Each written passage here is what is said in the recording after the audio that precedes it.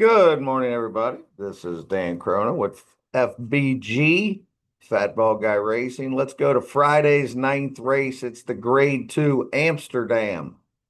It's a pretty cool race because it's either going to run the form or they're going to go so fast early that it'll set it up for a wild result. I don't see that coming, but it could. It happened in the swale with these same group of horses. So let's go to the form. Now, let's take a look at this. We got Macho Music, who I even put a comment in here, got off of him one race too soon in the Pat Day Mile. I did not think he could go wire to wire against those good horses, and he did. Now it was in the slop. Then he caught Patch Adams and Madagat Road and Big Truz, and this is probably the best sprint yet for horses. I mean, we have Gunmetal, who I like today, Neaquist, who come back and win, Chancer McPatrick, Macho Music, Gate the Wire, T-Craft, Citizen Bull, Big Truz. I mean, come on. Patch Adams might be the best sprinter for 3-year-olds right now. So we know he's coming out of a big time race. It's only 6.5, and he's stuck on the fence, and he's 2-1. I mean, yeah, the rider change is great and all, but do you really think he's going to be able to take the heat and keep going from the rail with a horse? And you can see it right here, 10th, 9th, 6th, 6th. He does not break sharp. He breaks a step slow and rushes, and you can do that in 7 furlongs at a mile.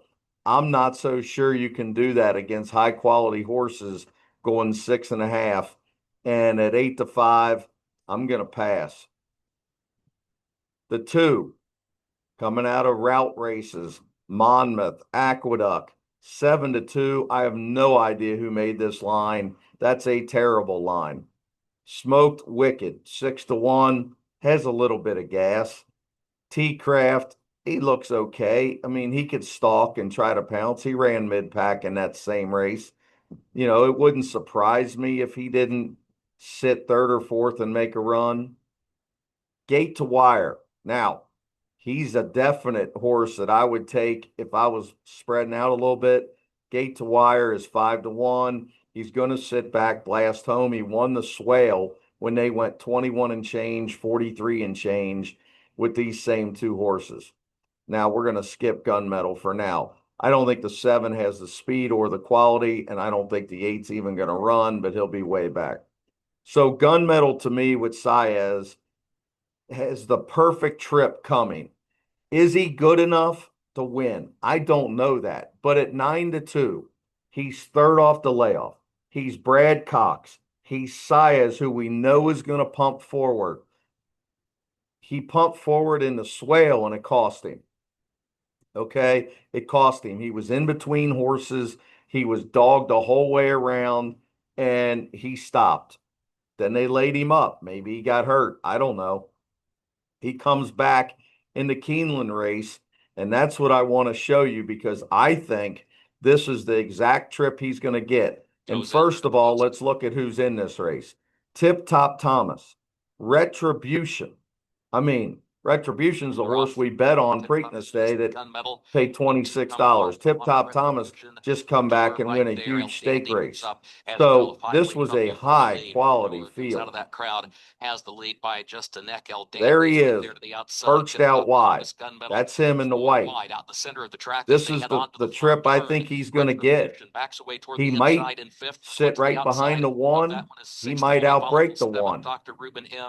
I don't know if the rest of the horses are good enough to be up there with him, but he's either going to be second or third, perched outside, and then he's going to make this move like this. Gunmetal moving forward, has been wide around the turn, moves up 4th to 3rd. Now the you got Retribution, Gunmetal to the far you got Thrilla back here, you got Tip Top Thomas right here. I mean, you got high quality horses here. He ran away. They move by the 8th pole. Gunmetal to catch now with Thrilla running on. Tip Top Thomas 3rd. Retribution 4th. Gunmetal the leader. Gunmetal by he runs away.